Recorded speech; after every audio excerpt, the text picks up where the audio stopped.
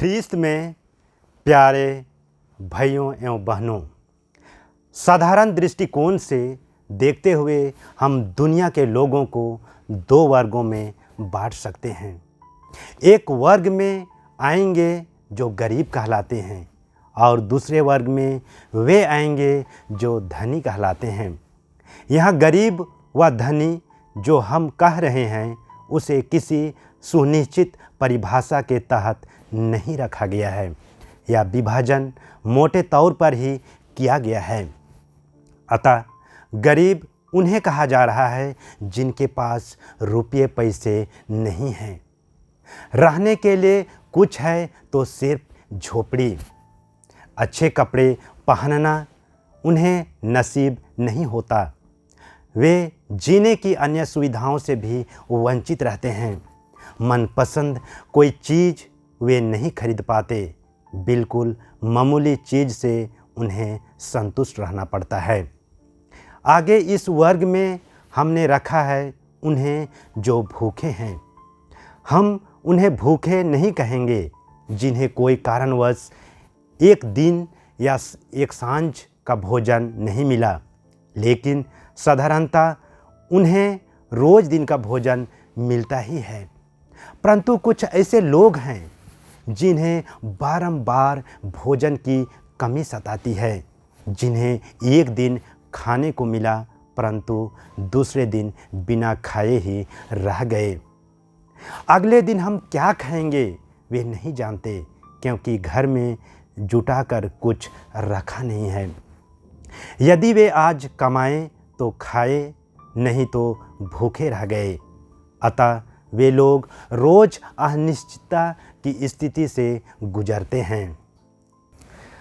आगे हमने इस वर्ग में रखा है उन्हें जो रोते हैं। यहाँ आर्थिक गरीबी पर ध्यान नहीं दिया गया है, क्योंकि रोने का कारण धन की कमी ही नहीं, लेकिन अन्य कारण भी हो सकते हैं।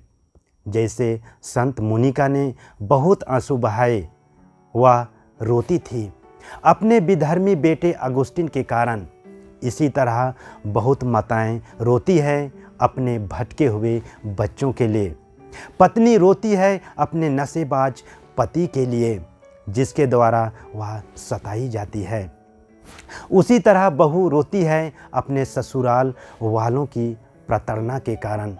भूकंप, बाढ़, आग आदि प्राकृतिक आपदाओं से कई लोग अपने परिजनों को खो देते हैं या बेघर हो जाते हैं और उन्हें रोना पड़ता है। शायद ही कोई ऐसा व्यक्ति होगा जिसने जीवन में कभी आंसू नहीं बहाया है। इसी वर्ग में ही हमने उन्हें रखा है जो शोषित हैं, अर्थात जिन पर शोषण या अत्याचार किया जाता है। एक समय था जब आदिवासियों ने गैर आदिवासियों के हाथों अत्याचार सहा था। अभी भी वे अत्याचार के शिकार हो रहे हैं। दलितों और अन्य अल्पसंख्यकों की हालत अभी भी वही है। ख्रिस्तियों पर तो अत्याचार हमेशा से होता आ रहा है। आज के सुसमाचार में प्रभु यीशु ऐसे लोगों को धन्य कहते हैं। धन्य हो तुम जो गरीब हो, धन्य हो तुम जो अभी भूखे हो, धन्य हो तुम जो अभी रोते हो, धन्य हो तुम जो लोग तुम पर अत्याचार करते हैं। प्रभु यीशु ने क्यों उन्हें धन्य कहा? क्या वे सचमुच हमें गरीब देखना चाहते थे, भूखे देखना चाहते हैं? हमें आंसू बहाते देखना क्या उन्हें पसंद है? या क्या उन्हें खुशी होती है जब हम अत्याचार सहते हैं? ऐसी बात बिल्कुल नहीं है। फिर भी यदि कोई व्यक्ति पहली बार सुसमाचार की इन बातों को पढ़े तो उसे ये बातें बहुत ही अजीब लगेंगी, क्योंकि हम में से कोई भी गरीब रहना, भूखा रहना, आंसू बहाना तथा शोषण का शिकार होना नहीं चाहेगा। प्रभु यीशु के जीवन पर यदि हम गौर करें तो हमें साफ दिखाई देगा कि उन्होंने हमेशा ऐसी गिरी दशा में रहने वालों की सहायता की। और इसके कारण उन्हें कभी कभी शास्त्रियों और फरीसियों के विरोध का सामना भी करना पड़ा था। उन्होंने भूखे लोगों को खिलाया था। रोटियों और मछलियों के चमत्कार द्वारा यीशु ने एक बार 5,000 और एक बार 4,000 लोगों को खिलाकर तृप्त किया था।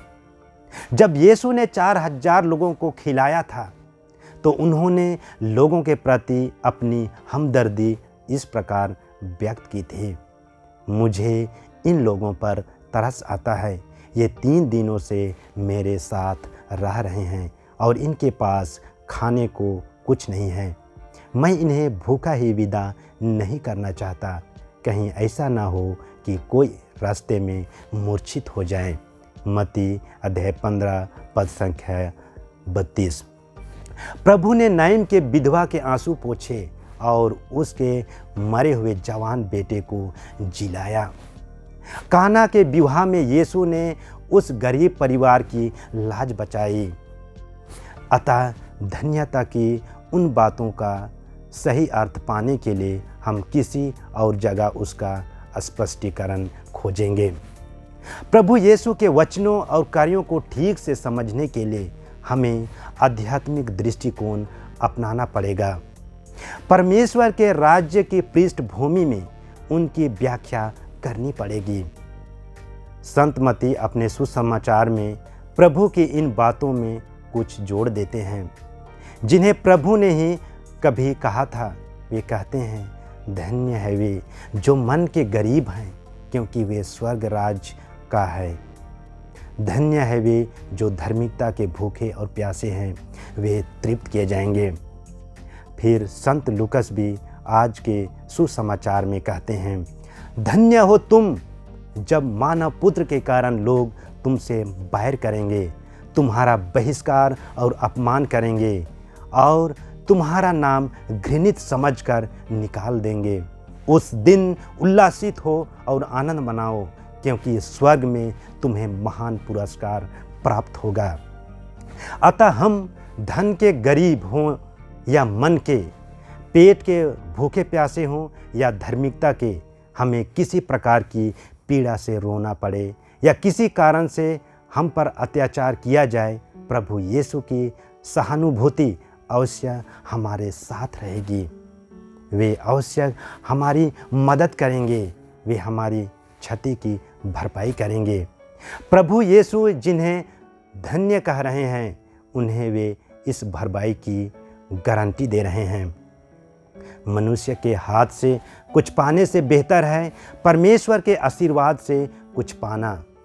अब्राहम ने प्राकृतिक तौर से हगार द्वारा इस्माइल को पाया और परमेश्वर के विशेष आशीर्वाद से सारा द्वारा इसहाक को पाने के कारण ही वह धन्य माना गया, ना कि इस्माइल को पाने के कारण। गरीब लोगों को शायद यह अनुभव ज़्यादा है कि अपने ही निकट के धनी पड़ोसी उनका अवहेलना करते हैं, उन्हें तुच्छ समझते हैं। अतः उनका भरोसा परमेश्वर पर अधिक रहता है। आज के पहले पाठ में नबी यिर्मयाह कहता है, धन्य है वह मनुष्य जो प्रभु पर भरोसा रखता है, जो प्रभु का सहारा लेता है। तब वह कहता है, धिक्कार है उस मनुष्य को जो मनुष्य पर भरोसा रखता है, जो निरे मनुष्य का सहारा लेता है। धनी लोग अपने धन पर गर्व करते हैं, वे अपने ओहदे पर गर्व करते हैं और उसे ही वे अपने जीवन का एकमात्र सहारा मान बैठते हैं। परमेश्वर पर भरोसा रखने और उसका सहारा लेने की बात वे कम सोचते हैं, उसकी आवश्यकता महसूस नहीं करते। फलतः वे परमेश्वर से और दूर होते चले जाते हैं। परमेश्वर जो सारी भलाई का स्रोत है, उससे दूर रहने वालों को नबी धिक्कारता है और उनके प्रति अफसोस जाहिर करता है। हम धनी हो या गरीब, हमारा जीवन उस दिशा में आगे बढ़ना चाहिए जहां परमेश्वर है। अपनी धन संपत्ति कम हो या अधिक, उससे चिपके नहीं रहना चाहिए। गुजरात के भूकंप के समय एक दुकानदार था जिसने लाखों रुपए के गहने आभूषण आदि अपनी दुकान में रखे थे। जब धरती डोलने लगी, सभी लोग अपने अपने मकान छोड़कर बाहर निकल गए, लेकिन वह अपनी दुकान को छोड़ना नहीं चाहता था, इसलिए वह वहीं रह गया। मकान ढह गया और वह वहीं दबकर मर गया। उसे अपने संपत्ति प्राणों से अधिक प्यारी थी। हम कई बार सुनते हैं कि कोई आदमी जिसके पास पैसे थे, चोरों के हाथों में पड़ गया। चोरों ने उसे पैसे मांगे, उसने पैसे देने से इनकार किया और चोरों द्वारा मार डाला गया। प्रभु यीशु अपने शिष्यों से, जिन्हें वे बुलाते हैं, कहते हैं, तुम अपना सब कुछ बेचकर गरीबों को दे दो और मेरा अनुसरण करो। यीशु ने एक धनी युवक से ऐसा ही कहा था और वह उदास होकर वहाँ से चलता बना और वह यीशु के शिष्य नहीं बन पाया, परंतु प्रेरितों ने अपना सब कुछ छोड़ दिया और वे उनके चुने हुए शिष्य बन गए। धन्य हो तुम जो गरीब हो, क्योंकि स्वर्ग राज तुम लोगों का ही है। यीशु का यह कथन उनके प्रेरितों पर विशेष तौर से लागू होता है। यीशु ने उनसे यह भी कहा था, मैं तुमसे कह देता हूँ कि तुम 12 आसनों पर बैठोगे और इस्राएल के 12 वंशों पर राज्य करोगे। कलीसिया के इतिहास में हजारों की संख्या में पुरुषों और स्त्रियों ने अपना सब कुछ छोड़ दिया और वे यीशु के अनुसरण करने लग गए। धन्यता कि ये बातें बोलते समय प्रभु ने अपनी दिव्य दृष्टि से उन्हें भी देखा होगा और विशेष आनंद का अनुभव किया होगा। अतः आइए हम सभी अपने धन संपत्ति पर ज़्यादा भरोसा ना करें, बल्कि परमेश्वर की शक्ति और उसकी दयालुता पर अपना भरोसा रखते हुए अपना जीवन जिए। हमारे पास जो कुछ भी धन संपत्ति आती है, उसे धन्यवादी हृदय से ग्रहण करें, उसके लिए ईश्वर को धन्यवाद दें और मानवता के कल्याण के लिए उसका उपयोग करें। और जब हम ऐसा करेंगे तो ईश्वर सचमुच हम में भी धन्य कहेंगे।